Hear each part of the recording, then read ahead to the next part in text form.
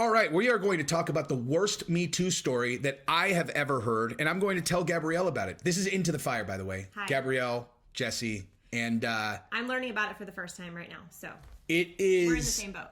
Absolutely infuriating. This story is, usually I like to do these videos kind of, this particular story will make you want to just kind of, you don't have anything sharp in front of you. He's literally emanating heat right now. You might just go like this, and if you something sharp in front of you, it might pierce your forehead and, knock you off. Like, it's that infuriating. So I'm going to tell Gabrielle about it. We're going to get a female's opinion, but a female who has common sense, unlike any of the females involved in this story, because this is totally insane. Now, this is our new channel, so subscribe if you want. We're going to upload periodically throughout the week. And we're going to talk about sex, relationships, etc. That's why this is kind of on brand, even though this kind of falls into some kind of lane that we're trying to avoid. But so the story is about Felicia Sonmez, okay? So this girl is a Washington Post reporter who, we're going to talk like specifics about her. A fake Me Too story. I would say fake. I'm going to go ahead and say fake, but it's all up to interpretation. I'll tell you what she said. You guys can tell me if it's real or not. She's a person who posted about Kobe Bryant's sexual assault case the day after he died in a helicopter accident and got suspended. That's insane in and of itself. Yep. She sued the Washington Post for sexual discrimination. Lost, obviously. And then most recently, she got her coworker suspended without pay because he posted a joke on Twitter that she then retweeted and asked the Washington Post basically to fire him. And he's a person who defended her after she did the Kobe Bryant. She's the worst human on earth. I can't, sorry. Ooh, this is going to be hard. Okay, so we're going. Yeah. So we're going to start with this story. The first, because this is how I learned about this girl, is I read this article, and this was from, there's a story about something that happened in 2018 where a guy who got his life destroyed by her and someone else in what I would consider to be and I keep not wanting to use this metaphor, but if this is assault, I should be in prison for life, and so should every single guy that I know. Read it or tell it. Okay.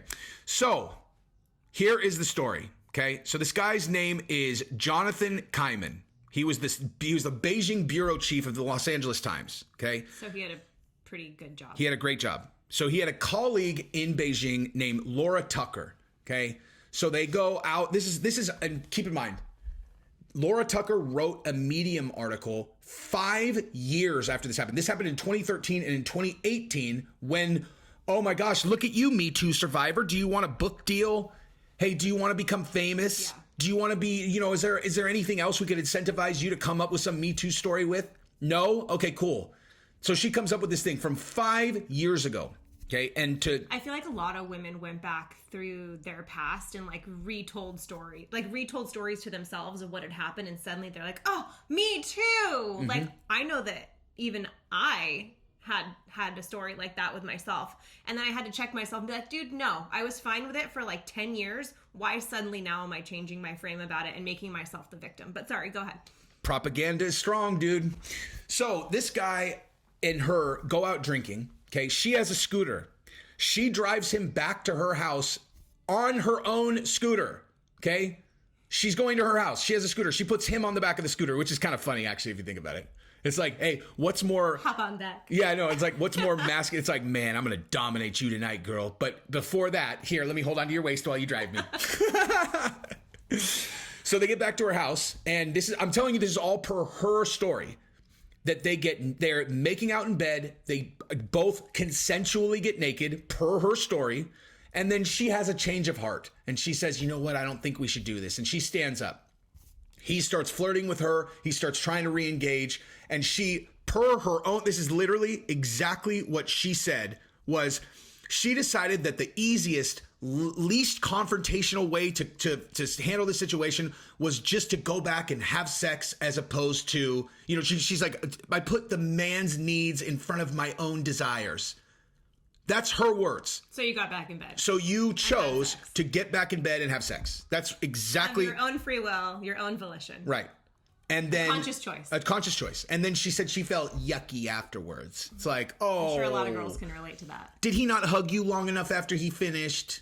Like, was it, he didn't give you enough love and attention afterwards? He made you feel dirty because he was blacked out drunk and probably fell asleep 5 seconds later. Whoa. Does that make you feel dirty, Gabrielle, if they just flip over and fall asleep?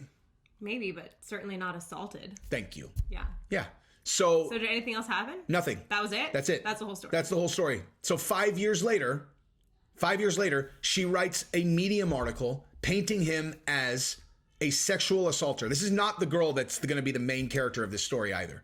Okay? Yeah, if that's sexual assault, I've been sexually assaulted many. How many times do you think? Many. I commit sexual assault on you like 3 times a week if that's assault. Actually, that's not true. Oh, me too. Yeah, that's not really true, actually. No, I don't have to tuck you into it, do I? But yeah, that's what I'm saying. If that's assault because a girl was like, I don't know if we should do this, and you're like, hey, let me flirt with you, and then they change their mind, then every dude I know is doing life in prison if that's assault. Assaulted by flirtation. Yeah, assaulted by a girl doing the like, I'm not a whore act. I mean, I don't know if that's what happens in like, I don't know if like 18-year-olds are still, maybe now if they're like, I don't think we should do this. Like, Jesus, I'm fucking, let's, okay. Like a written contract. Yeah, I'm getting the fuck out of here then. Because that's what it seems like now is like just the standard process that used to exist where it's like, hey, I don't think we should do this. Even though they're like, no, we're totally doing this. I just don't want you to think I'm a whore. Like, Yeah.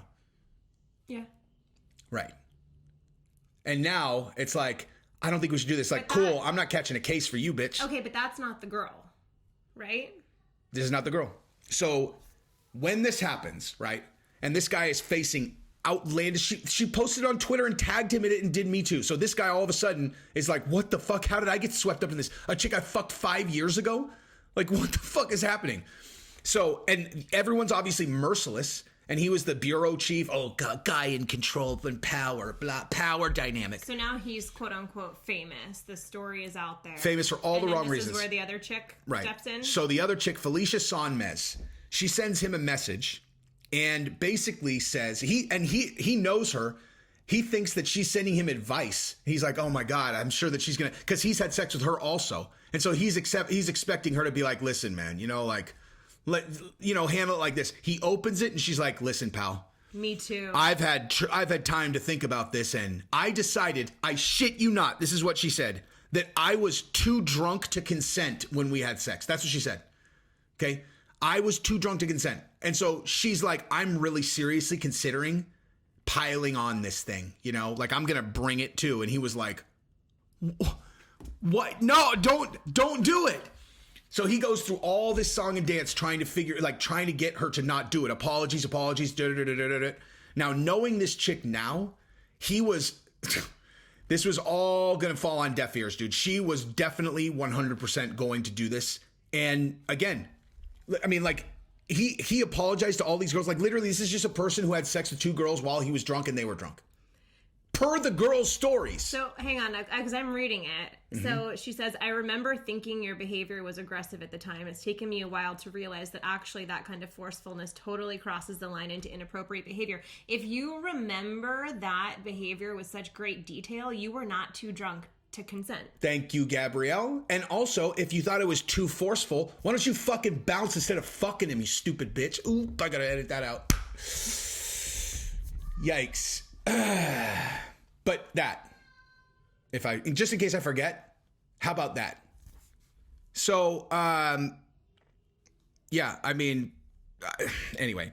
So now this chick's trying to ride off the coattails of the story that broke from something that happened 5 years ago, which wasn't assault, and now she's claiming that she was also assaulted when it wasn't assault. And the way she painted it is hilarious. Okay, like, so let's say you got drunk. So Gabrielle, let's say that you got way too drunk and you banged some guy that you worked with and, I would never do something like that. But let's say that you did and you regretted it, right? And you're like, oh man, I regret it. So do you think that it would be reasonable for you to say things like, my entire world fell apart. My world shrunk. I went out to go grocery shopping and I was frozen in place. I couldn't shop. I couldn't do anything. I had agoraphobia.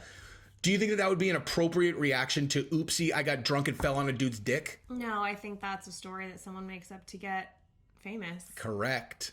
right? Capitalizing on a movement. And we've seen it a lot. Yep. And now what would you call a And person? this is not, I just want to throw a disclaimer in there that I'm not saying that it doesn't happen. It does happen. It's definitely happened to me. But a lot of the stories that we've heard since the Me Too movement began have been like this, completely and utterly ridiculous. Dude, I have 3 daughters. You think I'm unconcerned about real sexual assault? I'm talking about... It's like the boy who cried wolf. It's getting to the point where those who really truly are or were sexually assaulted are lumped in with this nonsense, and it's just creating a disaster. The whole thing is a disaster. In what world that makes sense can your story be that, so I decided to have sex with him, and then still you are treated as a victim? How on earth could that... That's why this shit pisses me off so much. It has nothing to do with sexual assault or anything. It's literally like, oh, so you're not responsible for your decisions now? Wait, so, you were too drunk to consent? Who the fuck got you drunk? Are you fucking 5 years old? Exactly. How old are you? I was 24. Well, then shut the fuck up. You got yourself drunk. Like, you did that. Did someone tie you to a fucking chair and then waterboard you with alcohol? You got yourself drunk. So what are you fucking talking about? It's true. We live in a society where no one can take personal responsibility for anything anymore. It's always someone else's fault, or a way that someone made them feel, or something external that is the reason for whatever situation they find themselves in. Personal accountability is gone. And to the point where you're drunk, he's drunk, and not only are you completely irresponsible, like you're not responsible for anything that you do, but now he is double responsible for making his own decisions, and then also having to factor in whether you're capable of making your decisions and then making decisions for you. And if you don't make the right decision for you, then you get to destroy his life. Fuck you. That. Okay, so that's who this chick is, right? That's how I learned the name Felicia Sonmez. Now, And this was when? This was in, let's see. So, I don't know, 2018, late Also 2018. 2018? Yeah. Okay. So this is the thing. And then when did Kobe pass? I'm sorry. If you read this whole article, which we'll link to, it's so much worse than how I'm making it out to be, because of how much effort he went through to try to get her not to go forward, where he's like, dude, you can't do this to me like this, because he's trying to fight the first one. She knows for sure this is going to absolutely destroy his life. Like, she knows that. He's made it clear. He's losing sleep. He's written her a million things, and she's pretending like maybe she won't, and then she just nuked him anyway, dude. Because why? And then, so, so there's a world where you could say, like, okay, well, maybe she just made one decision that was blah, blah, blah, and she's not a bad person, right? Like, maybe she's not a bad person. And then you're like, all right, well, I guess let's see what she does after that, Let's just see what kind of person she is after that. Well, 2 years later. 2 years later. When Kobe passed. Yep. That was her reaction to one of the most beloved, stars, athletes of all time. 2020. Yeah. Felicia, who died in a helicopter accident with his 13-year-old daughter. Look at this, dude. Look at this. Look at this shit. Well, that was eye-opening to the 10,000 people who have commented and emailed me with abuse and death threats. Please take a moment and read the story, which was written 3+ years ago and not by me. Any attention figure is worth remembering in their totality. Because she tweeted, Kobe Bryant was a rapist. The day after... Is that her? This is her, yeah. Oh, she's the worst. She's utter garbage, dude. So look, and then right here, look at Kobe Bryant's, this is what she tweeted. The day after he died, Kobe Bryant's disturbing rape case, the DNA evidence, the accuser's story, and the half confession. Everyone knows that was a bullshit accusation on Kobe. Everyone knows that. To get famous off of the Me Too movement. Like, she's like, how can I Me Too this situation? How can I bring more attention to myself with this? Like, that's like her genre. Even if a public figure is beloved and that totality is unsettling, that folks are responding with rage and threats towards me, someone who didn't even write the piece but found it well reported, speaks volumes about the pressure people come under to stay silent in these cases. Shut up. What the fuck are you talking about? You tweeted about a fucking 17-year-old rape case the day after a dude died in a helicopter accident. You think you're the victim? You are fucking garbage, dude. So, she was... Now, if I'm the Washington Post, you know how fast I fire this fucking bitch? But she's going to file a lawsuit, right? Like the only reason she still works there is That's because all she does. you know she's a tattletale. Like that's what she does. She's a fucking tattletale. So they don't fire her, right? But they tell her she's not allowed to work any more Me Too things because journalists they like bring, hey, what are you working on? And they're like, oh, I got this story, whatever. And so she keeps coming up. She's all, I've got this really great Me Too story, and they were like, no more Me Too for you. They told her, they're like, you're done with Me Too. Oh, that made her mad. And that made her really mad. So she sued the Washington Post, of course.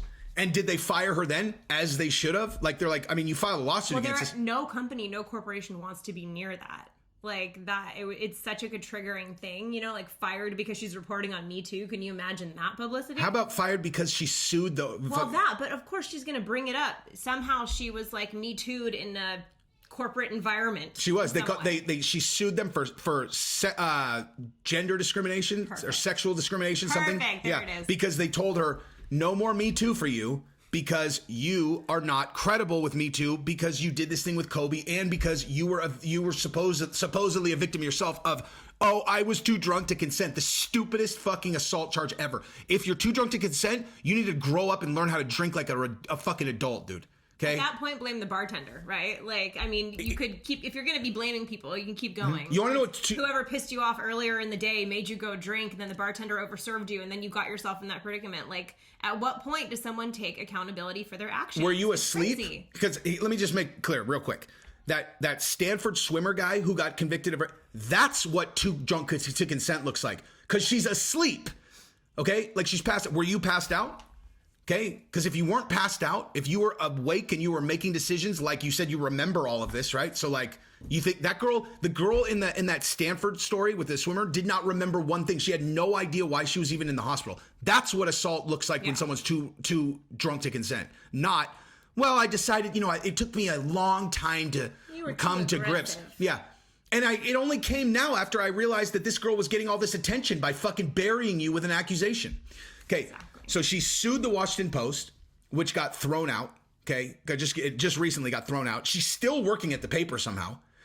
And then yesterday or 2 days ago, this guy tweeted, the guy that works at the Washington Post, who is one of the journalists who defended her when she did this Kobe thing.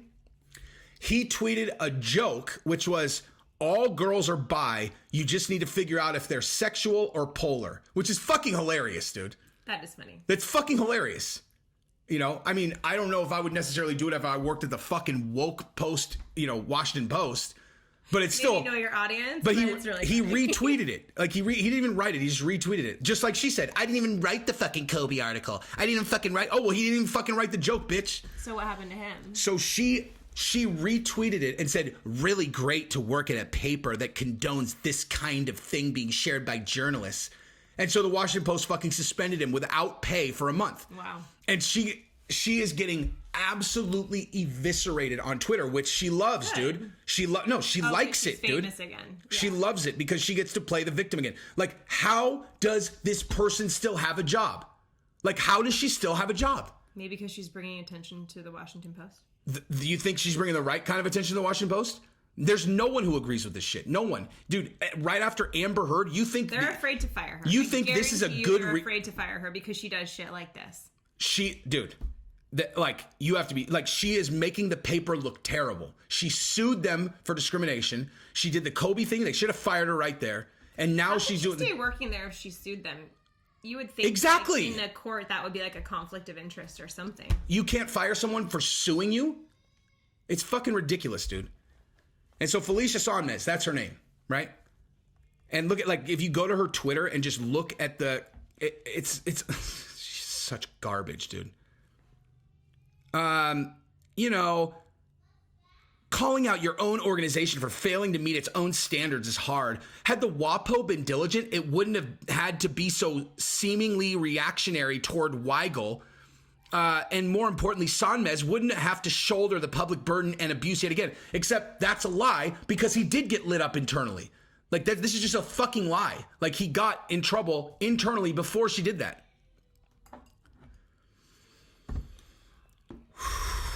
Woosah. So, she's the worst. Her and Taylor Lorenz, I guarantee, are fucking best friends. And someone